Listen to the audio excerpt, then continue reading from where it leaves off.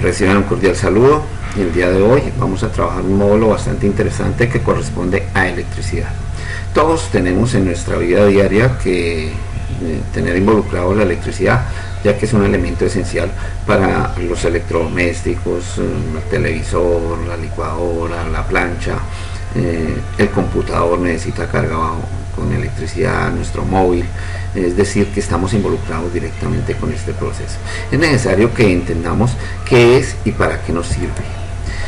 La electricidad básicamente está basada en la corriente eléctrica, y la corriente eléctrica es un flujo de electrones que van por un material conductor.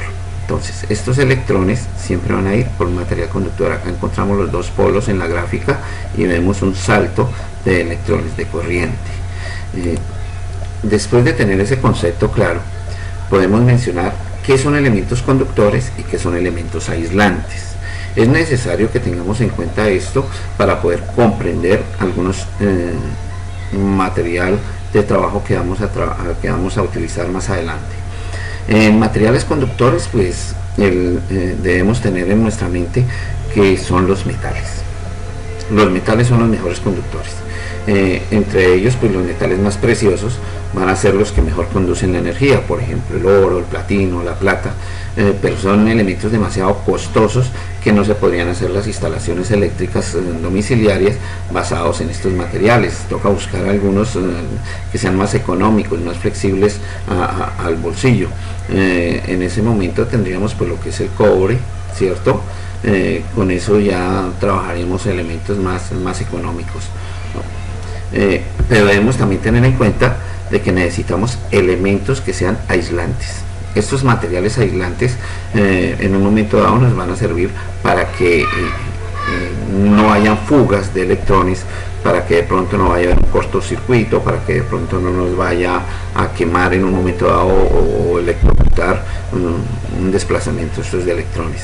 Entre los aislantes más conocidos pues tenemos la madera, tenemos el caucho, tenemos el corcho, el plástico, y hay otros elementos adicionales. Por ejemplo, en algunos casos el vidrio también puede servir como aislante.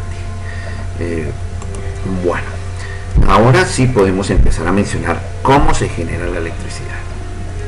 Entonces, hay varias formas de generación de la electricidad. Para obtener la electricidad podemos utilizar centrales térmicas, podemos utilizar hidroeléctricas, podemos trabajar centrales nucleares, energía eólica y energía solar. Obviamente hay muchas más que en este momento se están volviendo como alternativas de la generación de la energía, pero en nuestro tema de hoy vamos a tratar estas 5. La primera, la energía térmica, pues está basada en materiales combustibles, por lo general son fósiles, como el gas natural, el carbón, el fuel oil, y esto para generar energía eléctricamente mediante un ciclo termodinámico de agua y vapor. En la gráfica podemos observar de que el carbón, el gas, etcétera, nos sirve para calentar una caldera. Esa caldera va a servir para una tubería que lleva cantidad de agua, se genere vapor. Ese vapor va a hacer que una turbina se desplace y el alternador va a servir para generar la energía. Luego se enfría ese sistema, hay un proceso de condensación de esos vapores y vuelve y recircula todo el proceso, y vemos que la parte de combustión va a permanecer. Entonces, esta es la forma como se trabaja en una central térmica. Entonces acá tenemos, pues obviamente se van a desprender vapores, humos, en los cuales van a salir. Esta es una energía, digamos que algo sucia. ¿Por qué? Porque es contaminante y a la vez consume recursos de la naturaleza que son no renovables. La segunda es la generación de electricidad basada en energía hidráulica. Vamos a tener entonces que va a ser basada en el movimiento del agua, en corrientes de agua. Para ello, por lo general, se construyen represas, en las cuales se va a ver un embalse de agua y se hacen unas casas de máquinas por donde van unos túneles que van a mover turbinas que van a hacer el movimiento y van a ir al generador eléctrico. Ese generador eléctrico va a producir la energía suficiente para ser almacenada y transportada. Entonces, en este caso ya se nos convierte en una energía que puede ser de tipo renovable. ¿Por qué razón? Porque ella llega, el agua no se va a acabar, no se va a consumir, sino simplemente se utiliza como medio de movimiento. Pasamos a la tercera. La tercera está basada en las centrales nucleares. Por lo general se está basando en utilizar centrales nucleares para la generación eléctrica. Esto está basado en un reactor nuclear. Ese reactor nuclear pues son elementos que permiten la generación mediante la fisión o mediante el movimiento de partículas, de tal manera, por ejemplo el caso de uranio, de tal manera que genera bastante energía. Al generar bastante energía pues va a haber también vapor de agua, y ese vapor de agua va a generar movimientos a una turbina también y se va a generar la electricidad. En estas pues esos elementos generan bastante energía. Entonces nosotros vemos que hay países desarrollados que ya trabajan con centrales nucleares. Las energías limpias, pasamos. El viento pues es permanente, es constante, no tiene ningún costo y lo podemos generar mediante la energía eólica. La energía eólica está basada en el movimiento del viento. Es un modelo energético limpio y sostenible. ¿Cómo se basa? Se basa básicamente en, digamos que en un molino de viento, ¿cierto? Donde van a haber unas aspas, unas palas, va a haber un eje, va a haber un factor de multiplicación, es decir, unos engranajes que hacen que se multiplique la cantidad de movimiento, y de ahí se va a llevar a un generador. El generador va a disponer la energía.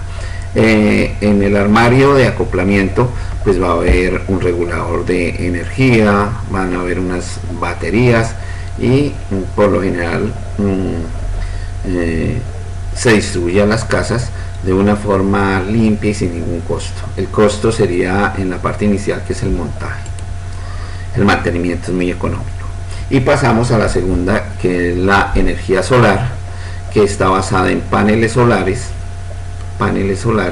es decir, que estos paneles fotovoltaicos van a recibir la luz solar y esa luz solar la van a convertir en electricidad. Es una energía renovable, inagotable y no contaminante. Es la gran ventaja. ¿Cuál es el proceso? Se tienen los paneles solares, se tiene un regulador, enseguida del regulador se tiene unas baterías que son las que van a almacenar, se tiene un inversor y del inversor se va a distribuir la energía a la casa o al sitio donde vayamos a trabajar estos dispositivos. Es una energía bastante buena y que hay que pensar que es la del futuro, ya que esta no habría dependencia ni de empresas ni de otros distribuidores, sino simplemente la gente podría optar por este suministro de energía con la eólica para suministrar energía para su propio hogar. La segunda fase, o sea, esa era la fase de generación de energía. Vamos a hablar del transporte de la electricidad. ¿Cómo se hace el transporte de la electricidad? Por lo general se hace mediante torres que llevan gran cantidad de voltaje, ¿sí? Son de 12.000, de 36.000 voltios. En esta fase es la que permite transferir la energía producida en las centrales hasta los centros de consumo, es decir, que es la que nos va a transportar la energía desde donde se produce, o sea, las centrales que acabamos de ver, hasta donde va a ser el punto de distribución. Solamente ahí, o sea que esta parte de transporte de electricidad está basada en las grandes torres que nosotros observamos en las vías, hay veces en las montañas, dependiendo de donde se vaya en las mismas ciudades. Y la tercera fase, que ya es la distribución, que es donde vamos a transportar la red de alta tensión pero la vamos a llevar hasta el consumidor final. Acá decíamos que la vamos a transferir hasta los centros de consumo, y acá ya lo vamos a llevar hasta el consumidor final. Entonces, por lo general, las líneas que nosotros observamos en los postes son de 12.000 voltios, y de ellos se van a reducir mediante transformadores que encontramos en cada barrio, en cada cuadra. Esos transformadores van a poder reducir el voltaje, ya sea 120 o 240.